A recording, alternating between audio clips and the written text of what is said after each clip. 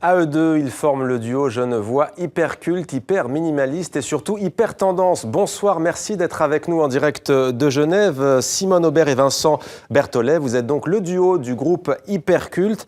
On va, avant de vous donner la parole, écouter sans plus attendre un extrait de l'un des morceaux de ce disque. Ça s'appelle Le Feu.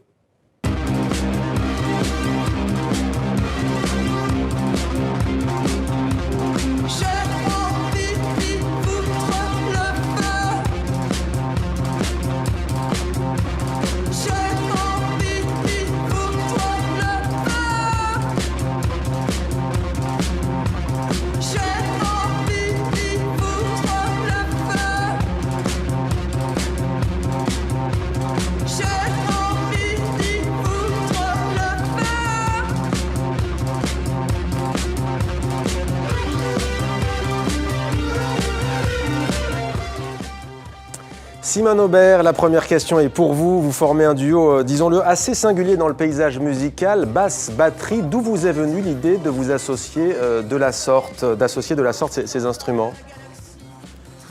Alors pour le coup, la question aurait plutôt dû être posée à Vincent, puisque c'est lui qui est venu me rechercher. J'avais plus fait de batterie depuis un moment, mais j'avais été batteuse avant, et la condition c'était un peu que j'essaye d'autres choses, et que je joue pas comme avant, mais donc pourquoi pas rajouter une guitare. Et après il m'a poussé aussi poser du chant, et donc c'est vrai que ça fait un peu un ensemble de plein de choses. Vincent Berthollet, nous sommes donc deux à vous poser la question avec Simone Aubert. Pourquoi ce choix musical ? Parce que je le sentais plutôt bien, tout simplement.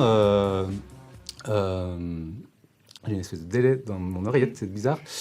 Oui, j'avais une invitation pour ce concert solo. Je cherchais quelqu'un pour m'accompagner. Je trouvais pas. Puis à la dernière minute, j'ai croisé Simone, je crois. Je lui ai proposé, elle était partante. On a essayé, on a monté un concert en 3 jours. Ça s'est super bien passé. Le public nous a très bien accueillis. Et puis on s'est dit, allez, bingo, allons-y. Alors vous jouez avec de vrais instruments acoustiques, mais vous donnez aussi une couleur très électro à ce disque. Est-ce que c'est votre sentiment et aussi votre volonté d'un point de vue artistique ? Alors ça peut être une volonté, oui, c'est déjà notre sentiment, effectivement.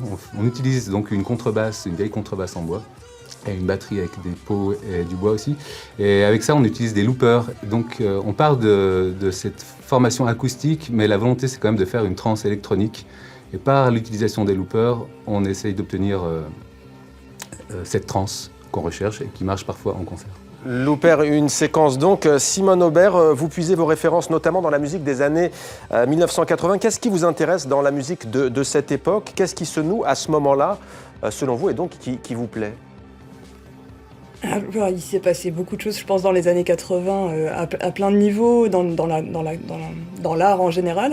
Bon, moi, j'ai quand même fait les beaux-arts aussi, donc je pense que c'est des années que j'ai pas vécues, malheureusement, j'étais toute petite, mais que ma sœur, peut-être, m'a déjà transmise, alors même que j'étais pas grande, et dans laquelle j'ai grandi sans avoir conscience, finalement, de tout ce qui se faisait. Et a posteriori, par contre, c'est vraiment là qu'il y a... Je sais pas, il y a plein de choses à les recueillir et se réapproprier et redécouvrir et redonner à voir, en fait. Vos textes s'inspirent de Tristan Tzara, notamment Brigitte Fontaine ou encore William Shakespeare. Pourquoi eux, au juste ? Tristan Tzara, c'est parce que c'est quelqu'un que j'aimais beaucoup. Pour le morceau en question, Résigné, c'était à la fin du morceau, je voulais quelques vers de poésie, puis voilà, ça me sonnait bien. Brigitte Fontaine, je suis un vieux fan. Shakespeare, j'ai Simone en parler. Ouais, il y a aussi eu des hasards de la vie qui étaient ceux d'avoir composé la musique, de la composer et de se dire là il faudrait du texte.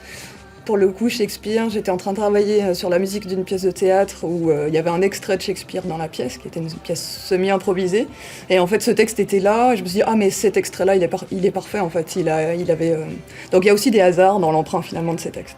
Alors la pochette est étonnante, elle est très agréable à regarder, mais c'est vrai qu'elle est assez déroutante. Est-ce que vous pouvez nous raconter son histoire ? Alors l'idée nous est venue d'un livre de photographie de Frégé, Charles-Henri Frégé, qui a fait un livre qui s'appelle Wildermann, c'est sur les folklores européens. Donc tous ces paysans qui se déguisent en monstres, en bêtes de la montagne ou des campagnes. Et puis là, on a utilisé des peaux de bêtes qui viennent du Valais, qui correspondent à un folklore d'un village du Valais, du Haut-Valais. Et on trouvait que ça marchait vachement bien avec ce qu'on cherchait à faire, cette musique un peu sauvage, urbaine, mais en même temps sauvage, proche de nos racines un petit peu. Et on allait au bord du lac de Joux, qui est la région d'où vient Simone. C'est marrant parce que quand on a... Ah, pardon. Allez-y. Quand on a décidé en fait de partir sur cette inspiration Charles Frégé, etc., traditionnelle, etc., tout de suite j'ai eu ces images.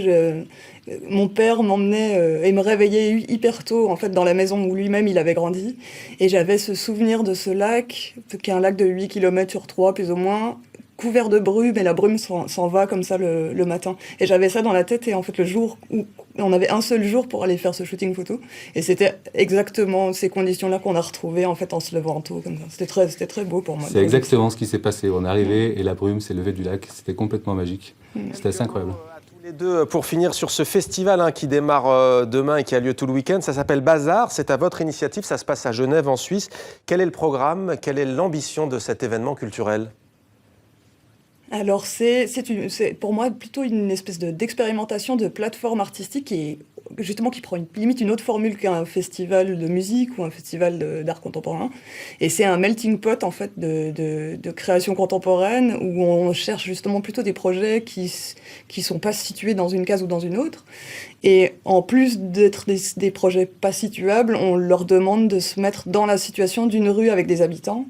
Où les artistes vont faire leur concert dans un appartement, chez quelqu'un, donc les gens accueillent des choses. Enfin, c'est vraiment un festival assez particulier, surtout au niveau des mises en situation finalement des pièces qui sont proposées par les artistes. Avec un pied, vraiment, on met beaucoup en avant des projets participatifs, plutôt que d'avoir des artistes qui posent des pièces qu'on pourrait acheter par exemple. Alors là, on se détache complètement de ça.